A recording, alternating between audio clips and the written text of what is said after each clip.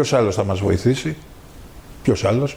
Ο Χρήστος ο Αργυρίου, διεθνολόγος και ειδικός συνεργάτης του Ιδρύματος Στράτφορντ, όπως κάθε Παρασκευή είναι μαζί μας. Καλησπέρα, Χρήστο. Καλησπέρα, Σπύρο. Καλησπέρα και στους τηλεθεατές και στα παιδιά στο Control. Λοιπόν, αφήνω λίγο αυτά που συζητήσαμε με τον Γιάννη, γιατί εντάξει. Και η εσωτερική επικαιρότητα έχει το δικό της βάρος πολιτικά. Ναι, θέλω να πω, παιδί μου, ότι κάπου αναλωνόμαστε, ξέρεις. Είναι αναγκαίο. Σε καταστάσεις. Αυτό. Ναι, είναι αναγκαίο και αυτό, γιατί από εκεί, από την πολιτική ζήμωση θα βγει και το αύριο της Ελλάδας. Πολιτικά εννοώ. Δεν έχεις άδικο σε αυτό. Ναι, αν το πας εξωτερικά όμως, όπως λέω τις περισσότερες φορές, δεν ξέρω αν μπορώ να γίνω κατανοητός από τον κόσμο, δεν έχουμε τόσο μεγάλη επιρροή στα θέματα εξωτερικής πολιτικής όσο έχουμε στα δικά μας θέματα. Γιατί οι μεγάλες δυνάμεις, ας πούμε, ο ηγεμόνας στις ΗΠΑ δεν θα ασχοληθούν και τόσο με τα εσωτερικά της Ελλάδας όσο με τα εξωτερικά. Ή την άμυνα, τα εξοπλιστικά. Για να το συνδέσουμε τώρα. Υπήρχε μια περίοδος στην ιστορία που είχαν άμεση, θα έλεγα, εμπλοκή και στα εσωτερικά, αλλά αυτά είναι δεκαετίες. Ο βραχίωνας, ναι, κοίταξε να δεις όμως, αυτό έγινε γιατί ο βραχίωνας ήταν τα εξωτερικά θέματα. Ναι, δηλαδή η παρέμβαση στα εσωτερικά έγινε λόγω των εξωτερικών θεμάτων. Σωστό, δεν έχεις άδικο σε αυτό. Ναι, έχεις δίκιο. Οπότε πάμε τώρα για την συνάντηση που έγινε μεταξύ Μητσοτάκη και Ερντογάν, του Πρωθυπουργού και του Πρόεδρου της Τουρκίας.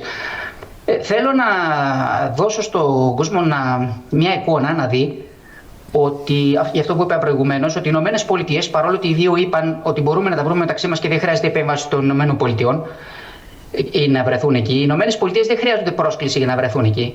Αρκεί να δουν ότι, όπως είπες και προηγουμένως εσύ για τον αλγόριθμο, ο αλγόριθμος λειτουργεί και στην εξωτερική πολιτική. Αν κάτι δεν πάει καλά και χτυπήσει καμπανάκι, ούτως ή άλλως θα είναι εδώ, είτε τους το ζητήσουμε είτε όχι. Γιατί είναι η στρατηγική ασφάλειας που έχει χαραχτεί στην περιοχή για αυτούς. Και αυτό πάει πολύ πίσω. Λοιπόν, ξεκινάω τώρα για αυτό που σας είπα τώρα, ότι τα όσα συνέβησαν μεταξύ Ελλάδας και Τουρκίας έχουν ομοιότητες στην παρέμβαση των ΗΠΑ και σε άλλες περιπτώσεις. Δηλαδή, Αίγυπτος και Ισραήλ το 1979. Αυτό είναι ίσως το καλύτερο παράδειγμα που θα μπορούσα να φέρω για τις σχέσεις Ελλάδας-Τουρκίας. Η συμφωνία που έγινε, πώς το κοντά, στο Camp David. Το Camp David. Η Αίγυπτος λοιπόν ήταν ο νούμερο ένα εχθρός του Ισραήλ και σύμμαχος της Σοβιετικής Ένωσης. Βέβαια. Η παρέμβαση λοιπόν των ΗΠΑ έγινε μέσω Κίσιγκερ και μετά Τζίμι Κάρτερ, που κατάλαβαν ότι εντός εισαγωγικών αν αγόραζαν την ειρήνη θα πετούσαν τους Σοβιετικούς έξω από την περιοχή. Τι έκαναν λοιπόν? Ο Σαντάτ με μια θεαματική στροφή 180 μοιρών υπέγραψε τη Συμφωνία Ειρήνης στο Camp David μεταξύ Ισραήλ και Αιγύπτου. Η Αίγυπτος κατόπιν έγινε ο δεύτερος μεγαλύτερος αποδέκτης αμερικανικής στρατιωτικής βοήθειας στον κόσμο. Ναι. Βέβαια το πλήρωσε αυτό ο Σαντάτ μετά, αλλά ναι. Αυτά είναι η ιστορία. Η ομοιότητα ποια είναι? Ο Ερντογάν λοιπόν σήμερα, γιατί άκουσα πολλά για τις κινήσεις που έγιναν εκεί και για το ύφος και τον τόνο που κράτησε η Τουρκία μέσω του Προέδρου της. Ο Ερντογάν σήμερα χαμηλώνει τους τόνους βλέποντας την αμερικανική ισχύ να εγκαθίσταται πλέον στην Ελλάδα. Έτσι λοιπόν, όπως κατάλαβε τότε η Αίγυπτος τι σημαίνει, έτσι αρχίζει και καταλαβαίνει και η Τουρκία σιγά σιγά τι σημαίνει. Ναι, μόνο χαζό δεν μπορείς να το πεις στον Ερντογάν. Όχι. Πολλά μπορείς να του προσάψεις. Ποτέ, όχι. Αλλά ότι είναι πανέξυπνος και πολύμπειρος πολιτικός με δεκαετίες στην πλάτη, έτσι. Και μάλιστα της αγοράς άνθρωπος. Ναι, αγοραίος πολιτικός, με την καλή έννοια του αγοραίος. Όχι από τζάκι. Ναι. Ούτε νεποτισμό. Για ό,τι σημαίνει αυτό. Έτσι λοιπόν και η Αίγυπτος όταν κατάλαβε ότι το να είναι στο στόχαστρο των ΗΠΑ ήταν οικονομική και στρατιωτική αυτοκτονία, το ίδιο καταλαβαίνει τώρα και ο πρόεδρος της Τουρκίας. Δεύτερο παράδειγμα. Νότια Κορέα, Ιαπωνία. Που μοιάζει με Ελλάδα-Τουρκία. Γιατί αυτοί οι δυο που είναι πολύ στενοί σύμμαχοι των ΗΠΑ στην Ασία, οι πιο στενοί, είναι όπως η Ελλάδα με την Τουρκία. Ναι. Μισιούνται θανάσιμα λόγω της ιστορίας τους που έχει η Ιαπωνική κατοχή μέσα. Βέβαια. Η κατάσταση. Μπράβο. Και πολέμους λοιπόν μεταξύ Κορέας και Ιαπωνίας που πάνε αιώνες πίσω. Ακριβώς. Παρ' όλα αυτά, για να το θυμίσω σήμερα, οι διενέξεις τους, οι οποίες είναι εμπορικές και εδαφικές, απειλούσαν τα αμερικανικά συμφέροντα έναντι της Κίνας. Τι συνέβη λοιπόν και εκεί? Η Ουάσιγκτον χρησιμοποίησε τις βάσεις και στις δύο χώρες, τις βάσεις της. Υπάρχει τεχνολογική εξάρτηση και των δύο και τους ανάγκασε να καθίσουν μαζί στο ίδιο τραπέζι. Φτάνοντας λοιπόν στο πρόσφατο 2023-2024, που οι Ηνωμένες Πολιτείες τους κλείδωσαν και αυτούς στο Camp David, το κλείδωσαν εντός εισαγωγικών φυσικά, στο Camp David ξανά, αναγκάζοντας την Νότια Κορέα να κάνει πίσω σε ιστορικές διεκδικήσεις για να επιτευχθεί μια κοινή αμυντική γραμμή. Ναι. Εγώ έχω και ένα τρίτο παράδειγμα ακούγοντάς. Συγγνώμη. Εγώ και ένα τρίτο παράδειγμα ακούγοντάς, που μπορεί να μην οδήγησε σε συμφωνία, αλλά δείχνει αυτό που είπες. Ότι όταν απειλούνται τα συμφέροντα των ΗΠΑ, παρεμβαίνουν. Και θα το σου πω στα αγγλικά. No flags, no troops, no ships. Πολύ σωστά. Ήμια και 1996. Καλά το λες, μπράβο, πολύ σωστά. Η ομοιότητα λοιπόν και εδώ είναι η ίδια μέθοδος που βλέπουμε. Οι Ηνωμένες Πολιτείες, αυτό που θέλω να πω είναι ότι δεν περιμένουν να τα βρουν οι δύο χώρες, όποιες και αν είναι αυτές, Ελλάδα, Τουρκία στην προκειμένη. Ναι. Δημιουργούν μια κοινή απειλή ή μια κοινή οικονομική δομή. Όπως είναι ο μεσαίος διάδρομος που είπαμε και την προηγούμενη εβδομάδα. Που κάνει την εχθρότητα των δύο πολύ ακριβή για να συντηρηθεί. Αυτό σημαίνει και με εμάς. Εδώ τώρα, ναι. Γιατί θα θέλουν. Είναι προφανές γιατί θέλουν οι Αμερικάνοι ήρεμο κλίμα. Εντάξει. Νομίζω είναι προφανές. Ναι, έχω να σου πω πολλά. Ενεργειακοί διάδρομοι, εμπορικοί διάδρομοι, θαλάσσιοι διάδρομοι. Αν το συνδέσουμε αυτό λοιπόν με το τι συνέβη παλιά, από τότε δηλαδή οι Αμερικάνοι με τα πολεμικά, που έβλεπαν την Ανατολική Μεσόγειο ως γεωστρατηγικό πέρασμα προς τη Μέση Ανατολή, και τα στενά τώρα που είναι ένα χρήσιμο σημείο στραγγαλισμού για όποιον δεν τα έχει, στην νοτιοανατολική πτέρυγα της Ευρώπης που είμαστε εμείς, δεν θέλουν να είναι ευάλωτοι και μάλιστα με τα πολεμικά φοβόντουσαν γιατί μπορεί να υπήρχε μια σοβιετική πίεση εκεί. Οπότε φοβόντουσαν στην Ουάσιγκτον ότι αν πέσει μία από τις δύο χώρες θα αποσταθεροποιούνταν όλη η περιοχή. Μπράβο. Άρα Ελλάδα και η Τουρκία αντιμετωπίστηκαν και αντιμετωπίζονται από τότε, με τα πολεμικά έως τώρα, ως ενιαίος γεωστρατηγικός χώρος. Αυτό είναι που θέλω να καταλάβει ο κόσμος. Γι' αυτό η Ελλάδα και η Τουρκία, κάτι που ξεχνάμε, μπήκαν μαζί στο ΝΑΤΟ το 1952. Δεν μπήκαμε σε ξεχωριστές ημερομηνίες. Συγγνώμη. Αυτός ήταν ο λόγος. Ναι. Αυτό που λες. Δεν μπήκαν από αλτρουισμό, μπήκαν για το στρατηγικό βάθος των ΗΠΑ, τον έλεγχο των θαλάσσιων. Για να είναι ανάχωμα στην κάθοδο των Σοβιετικών Παύλα Ρώσων στα ζεστά νερά της Μεσογείου. Ακριβώς.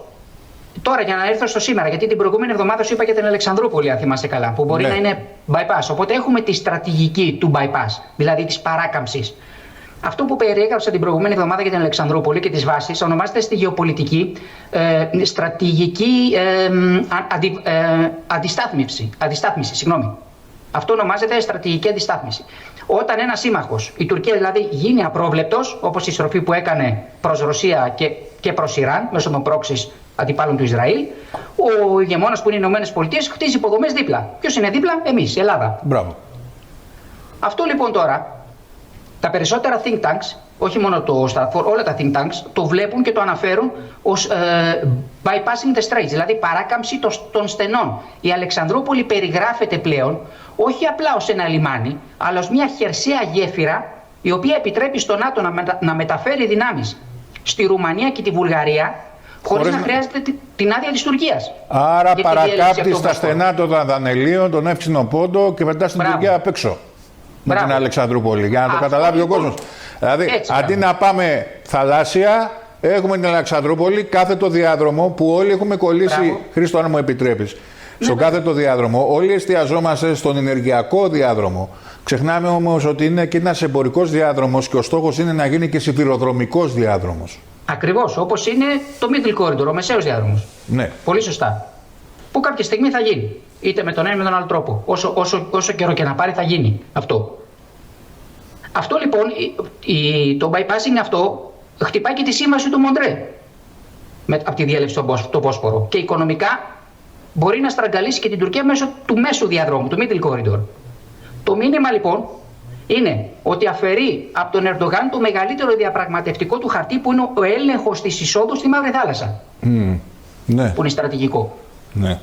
Τώρα, πάμε στο δεύτερο κομμάτι, από το Incirlik στη Σούδα.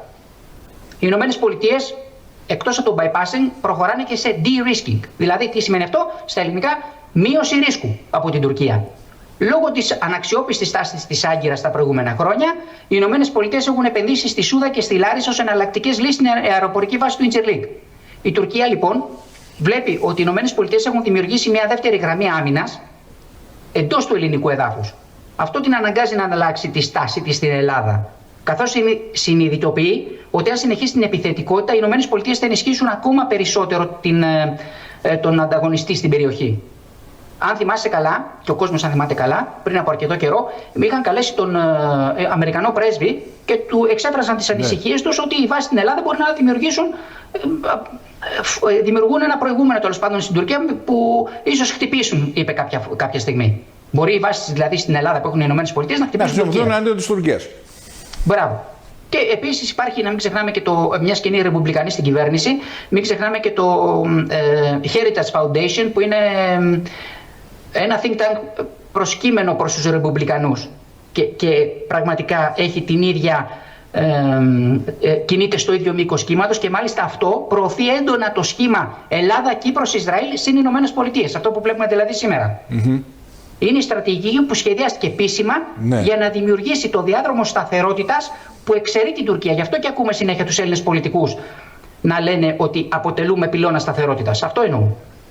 Μέχρι η Τουρκία, εντός εισαγωγικών η λέξη, να συμμορφωθεί στα δυτικά πρότυπα, πράγμα το οποίο δεν γίνεται. Και μιλάμε ακόμα τώρα για μια συνεργασία η οποία εμπλουτίζεται. Γιατί έχεις Ηνωμένες Πολιτείες, Ελλάδα, Κύπρος, Ισραήλ, αλλά κάποια στιγμή προστίθεται και η Αίγυπτος, η οποία εντάξει προσπαθεί να αποκαταστήσει και τις σχέσεις της με την Τουρκία, αλήθεια είναι, αλλά κακά τα ψέματα πιο πολύ παίζει μπάλα με αυτό το σχήμα.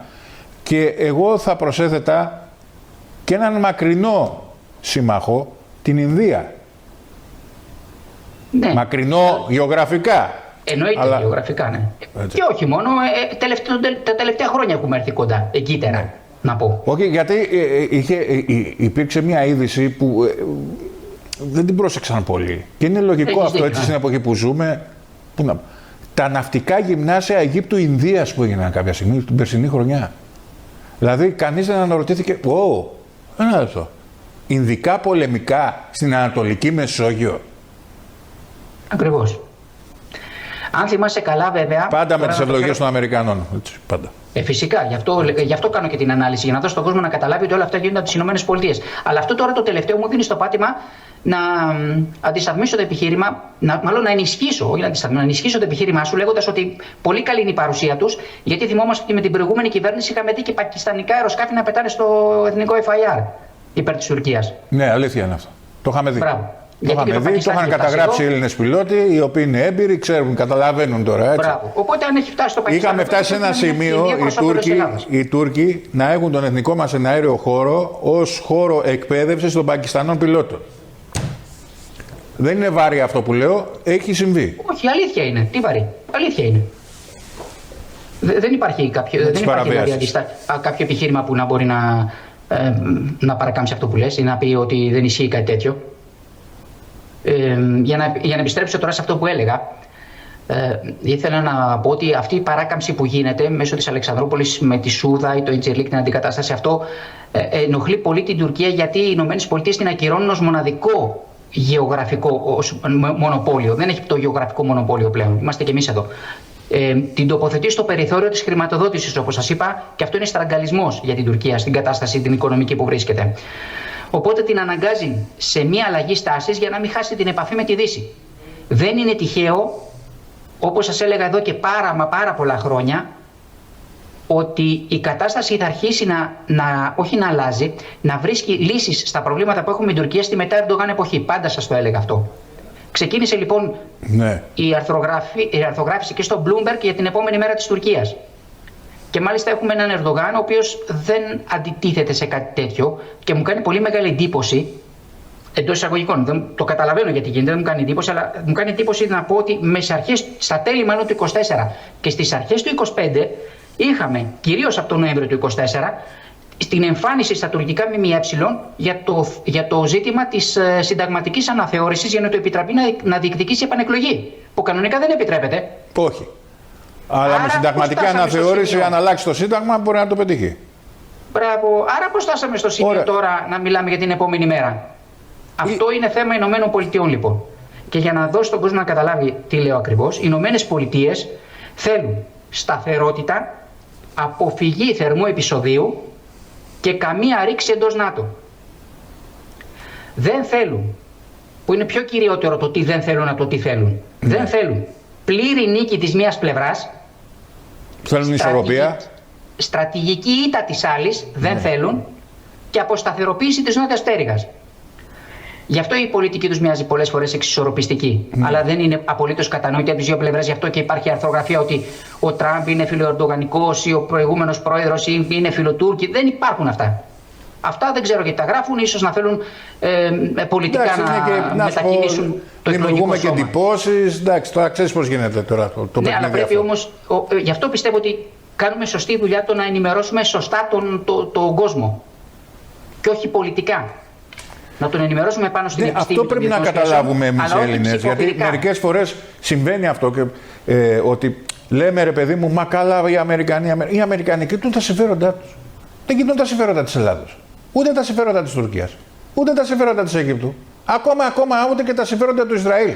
Κοιτούν τα δικά τους συμφέροντα. Αν τα δικά τους συμφέροντα είναι να έχουν αυτή την κατάσταση που μόλις περιγράφεις, θα κάνουν τον πάνω να το διατηρήσουν. Σαφώς. Γι' αυτό και το λέω. Στη λογική των μεγάλων δυνάμεων τώρα των ΗΠΑ, οι σύμμαχοι είναι εργαλεία σταθερότητας. Ναι, βέβαια. Όχι διάσπασης. Οι ΗΠΑ λοιπόν βλέπουν Ελλάδα και Τουρκία ως κρίκους της ίδιας αλυσίδας της ασφάλειάς τους, όχι ως διμερές πρόβλημα προς επίλυση. Γι' αυτό και λέω στη μετά Ερντογάν εποχή, και το λέγα εδώ και πολλά χρόνια, όπως και η γαλάζια πατρίδα δεν θα μπορεί να σταθεί μετά την εποχή Ερντογάν. Μπορεί να ακούγεται περίεργο τώρα να λένε τώρα κάποιοι ότι μα τι λέει. Αν αλλάξει, όταν φύγει ο Ερντογάν από την εξουσία, τότε θα δούμε πολλές αλλαγές μέσα και στο εσωτερικό της Τουρκίας. Η σταθερότητα του συστήματος ασφάλειας για τις Ηνωμένες Πολιτείες υπερέχει της διμερούς δικαιοσύνης. Αυτό πρέπει να γίνει απολύτως κατανοητό. Πρώτα η ασφάλεια των Ηνωμένων Πολιτειών και μετά όλα τα συστήματος και μετά η διμερής δικαιοσύνη. Αυτό εξηγεί πολλές φορές τις ασαφείς αμερικανικές στάσεις στο Αιγαίο. Οι Ηνωμένες Πολιτείες δεν λύνουν διαφορές. Οι Ηνωμένες Πολιτείες καθορίζουν τα όρια εντός των οποίων λύνονται. Αυτές είναι οι 4 γραμμές αθλητικά, εδώ θα παίξεις. Για να το δώσουμε σε απλά ελληνικά, ας πούμε, να το καταλάβει όλος ο κόσμος. Έτσι είναι. Σου βάζουν τα όρια. Εξάλλου, σου θέτουν όρια. Δεν επιλύουν προβλήματα. Αυτό που είπες. Δεν είναι επιλυτές προβλημάτων οι Αμερικανοί. Όχι βέβαια. Καμιά αυτοκρατορία δεν έλυνε προβλήματα. Έθετε όρια όμως. Όχι. Οι Ηνωμένες Πολιτείες αυτό που θέλουν είναι το denial to adversary, δηλαδή μέσω της ελληνοτουρκικής αρμονίας να μπορέσουν να ανασχέσουν οποιαδήποτε απειλή. Από όπου και αν προέρχεται. Κυρίως ήταν για την παλιά, ήταν για τη Σοβιετική Ένωση, μετά ήταν για τη Ρωσία. Ναι. Αλλά όμως θέλω να πω ότι η γεμονία. Και με αυτό να ολοκληρώσεις, Χριστό μου. Ναι, τελευταίο αυτό. Μάλλον τελευταίο μια πρόταση. Να ολοκληρώσω τώρα αυτή τη σκέψη μου. Ότι η ηγεμονία έχει φτάσει στο σημείο να φέρνει την Κίνα, όπως σας είπα σε προηγούμενα δελτία, να αγοράζει κρυφά δολάριο για να μπορέσει να ενισχύσει την δανειοληπτική ικανότητα των ΗΠΑ, η κρυφή ατζέντα στον Νταβός με Ντόναλντ Τραμπ. Και τώρα, αν παρακολούθησα στην ειδησιογραφία, ότι σκέφτονται και οι Ρώσοι πλέον να γυρίσουν στο δολάριο. Για να καταλάβει ο κόσμος για την ηγεμονία που πολλοί λένε ότι πέφτει. Δεν θα το σχολιάσω. Μπορεί να κάνει κάποια κοιλιά, κάποια κάμψη. Εντάξει, συμβαίνει αυτό, καταγράφεται, αλλά ξανά πάλι δεν υπάρχει περίπτωση. Ναι, θέλω να πω ότι μόλις δουν την κάμψη οι Αμερικανοί, αμέσως τη διορθώνουν. Γι' αυτό περάσαμε από το soft power των δημοκρατικών στο raw power, στην ομή δύναμη των για να διορθώσουν την κάμψη. Ελαίο Τραμπ. Ωραία. Με αυτό που ήθελα να κλείσω είναι ότι το διπλωματικό σώμα, το ελληνικό διπλωματικό σώμα, με πολύ λιγότερα funds, με πολύ λιγότερα χρήματα από το τουρκικό, έχει κάνει καταπληκτική δουλειά. Και η καταπληκτική δουλειά επίσης, θα ήθελα να πω, κάνει και η κυρία Αλεξάνδρα Παπαδοπούλου, που δεν ήταν παρούσα, αν θυμάμαι καλά. Αν διάβασα καλά, δεν νομίζω ότι ήταν παρούσα στην συνάντηση. Παρ' όλα αυτά, εκτός από υφυπουργός εξωτερικής πολιτικής, ήταν και πρέσβης της Ελλάδας στις Ηνωμένες Πολιτείες. Και θέλω να πω ότι συνεχίζεται έχει καλή αλληλουχία το Υπουργείο Εξωτερικών, γιατί τελευταία θέλω να αναφέρω, γι' αυτό το κράτησα για το τέλος, τον αείμνηστο τον πρέσβη Γιώργιο Γεωργίου, ο οποίος ήταν δάσκαλος για πολλούς. Της διπλωματίας. όχι απλά δάσκαλος, πρίτανης. Και ήταν ο διευθυντής του πολιτικού γραφείου του πατέρα του αείμνηστου Κωνσταντίνου Μητσοτάκη, του σημερινού Πρωθυπουργού. Και με αυτό ήθελα να κλείσω. Χρήστο μου, σε ευχαριστώ πάρα πολύ για τη συζήτηση που είχαμε και πάλι. Και εγώ σου εύχομαι καλό Σαββατοκύριακο. Να είσαι καλά. Καλό Σαββατοκύριακο εσάς.